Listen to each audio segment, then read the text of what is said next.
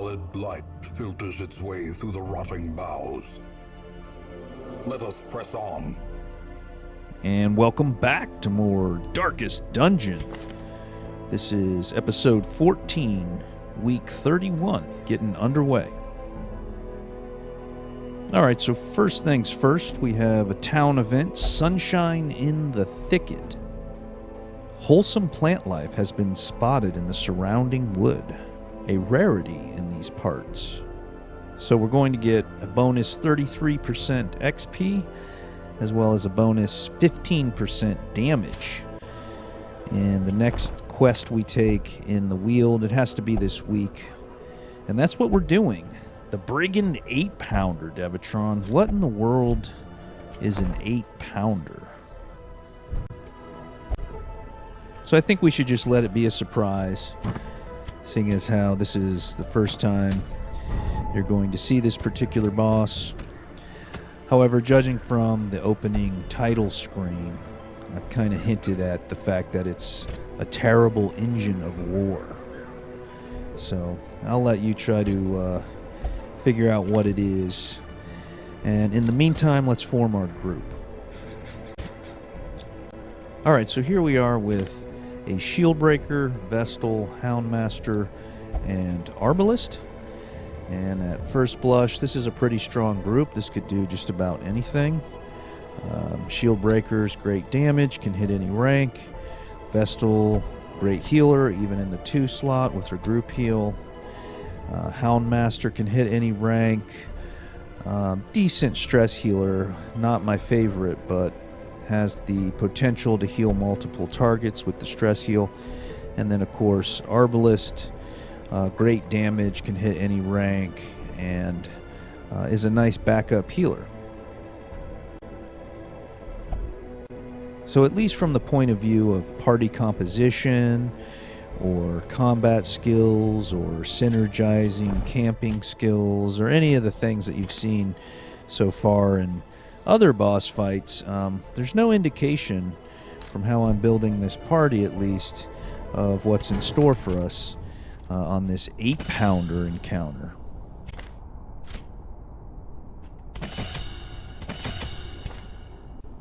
And similarly with our skill loadouts here, this is pretty standard stuff, especially given these classes in these positions. You'll see I switch off my mark on Houndmaster and make Hound's Harry active. That's the hit all 4 ranks, cause a bleed. And you may have noticed Impale is active on our Shieldbreaker, but that could just be how I'm going to go about clearing trash on our way to the boss.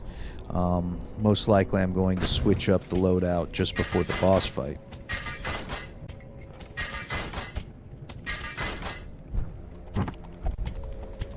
Alright, and we were able to upgrade everyone's armor and weapon. They're up to 3 and 3 on both of those now. Trinket-wise, adding in some bonus damage trinkets, some bonus crit, a little extra healing, and stun chance on the Vestal. Again, very standard stuff.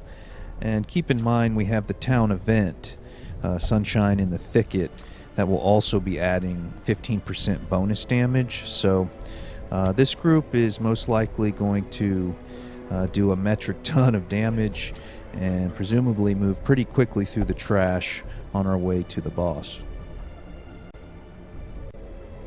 Now keep in mind this is still an apprentice level dungeon, so just like last episode, taking the Shieldbreaker into the boss dungeon does not pose any risk of triggering a Nightmare flashback, because we've already acquired all 3 of the apprentice level dungeon journal entries for that course.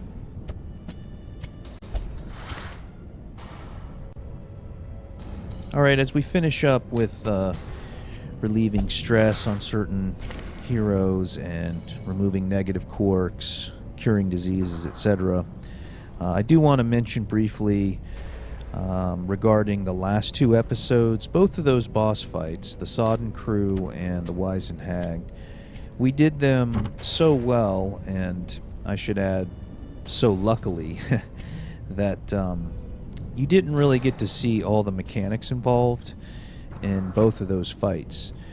They're actually both kind of dangerous and pretty risky, especially the hag. The hag is absolutely hands down the most dangerous, most scary boss fight of the 4 main dungeons. So to get through that so quickly like we did was really pretty special and pretty lucky. And all I'll say is they're not going to be that easy moving forward. So have no fear.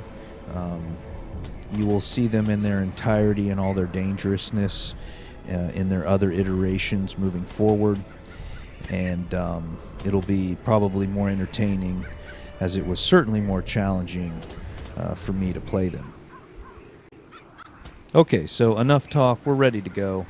Let's see what this Brigand 8-pounder's all about. Simple folk are by their nature loquacious, and the denizens of the hamlet were no exception. It was not long before rumors of my morbid genius and secretive excavations began to fuel local legend. In the face of my increasingly egregious flaunting of public taboos, awe turned to ire, and demonstrations were held in the town square. The smell of sulfur and gunpowder hangs in the air. The war machine is close. Okay, Devitron, a cannon, and some disturbing implications as to how our ancestor used that cannon.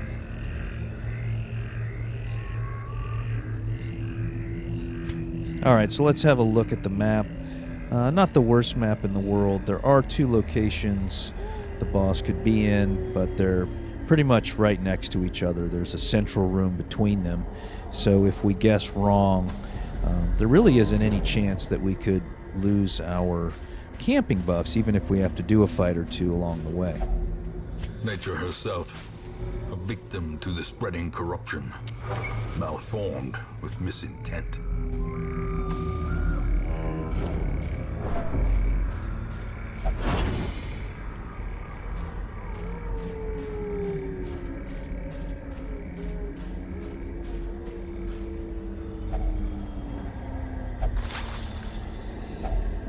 Finding the stuff is only the first test.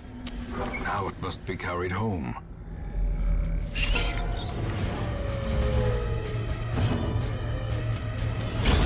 Another abomination cleansed from our lands.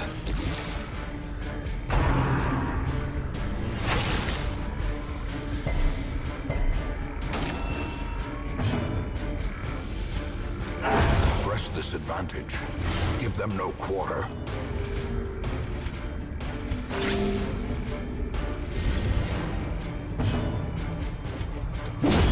Continue the onslaught.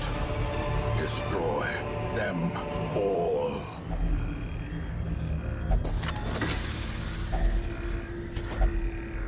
Okay, so nice easy work at those spiders, especially with Hound's Harry and Impale. Only thing tricky about Impale with Vestal in rank 2 is it puts the Vestal in rank 1 after the shield breaker gets pushed back to rank 2. And in rank 1, the Vestal can't use any heal spell at all, so you have to be a little bit careful doing that. A fortune waiting to be spent.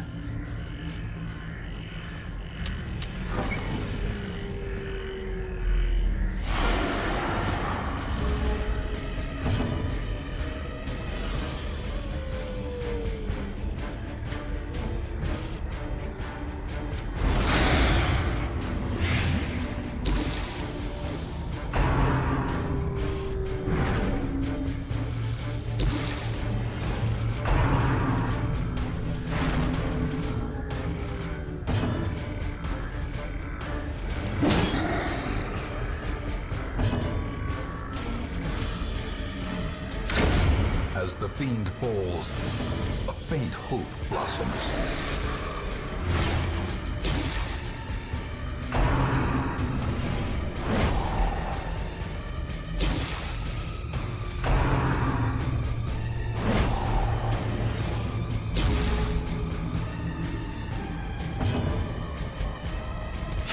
Destroyed.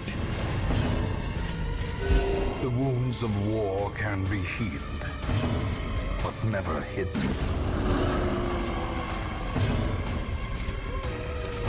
Confidence surges as the enemy crumbles. Okay, so basically just too easy for this group. They're already built for damage, plus the town event buff. They're just really mowing through this stuff. Keep in mind, though, I don't want you to get the wrong impression of the Weald like it's an easy dungeon area. It's not. It actually ends up being the hardest, in my opinion, of all the main 4 dungeon areas. It's just right now it's still kind of low level and the fights are pretty easy, but have no fear. It quickly becomes one of the most dangerous places and accordingly one of the most avoided dungeons in my playthrough. Alright, a lucky scouting check. We can see the boss is below us, which would have been left, right? Always go left. A moment of respite. A chance to steel oneself against the coming horrors. Okay, so quite comically, the first time in our playthrough in which choosing left would have been the correct way to go.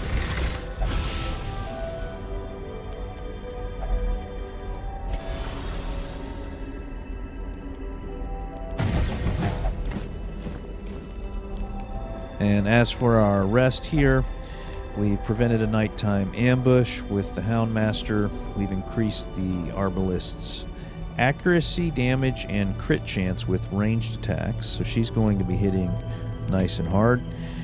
We've increased the entire party's speed by 2, and then with our last 2 points, we're going to reduce the incoming stress on our Vestal. That's neither here nor there, but just something to spend the last 2 points on.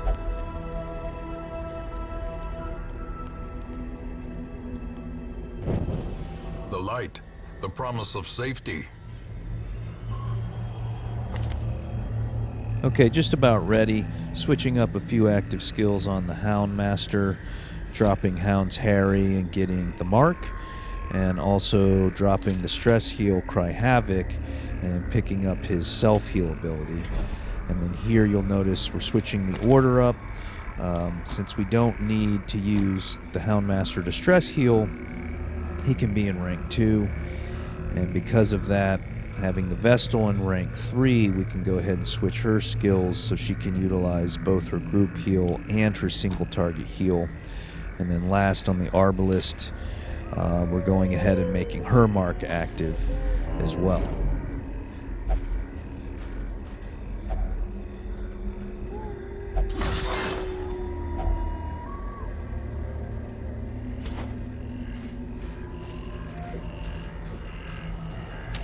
The match is struck. A blazing star is born.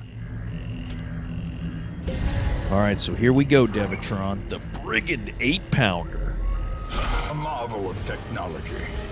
An engine of destruction.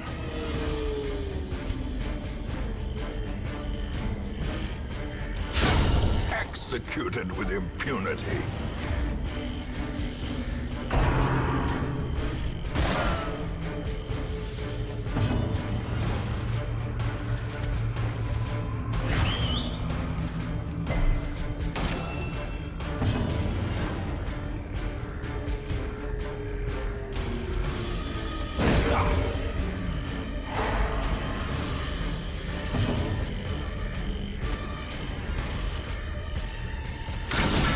The ground quakes.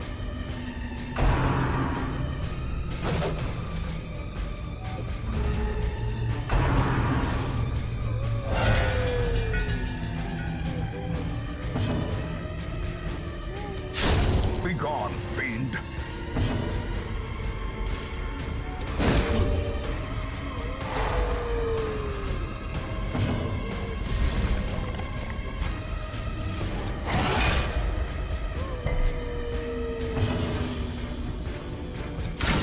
Well struck.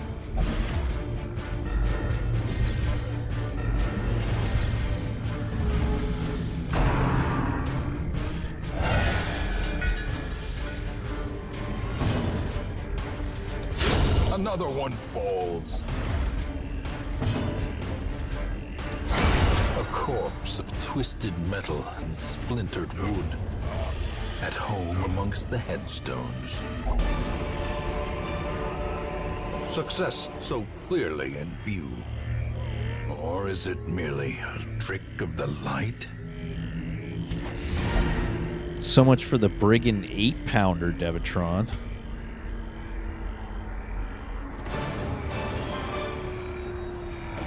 Alright, so another fast and easy boss fight. Although you can imagine if you let those matchmen light the fuse and let the cannon fire at you, it's probably a lot more scary and dangerous. But we didn't let that happen, Devatron. Nice haul. 8,000 gold, some heirlooms, and a cultist trinket. I never really use it. Let's check out our XP. 6 XP because of the bonus. Gothic, not that great. Lazy Eye, bad, bad, bad. Got to get rid of that. And then a Blutomania. I never really know what that is, but I tend to get rid of it.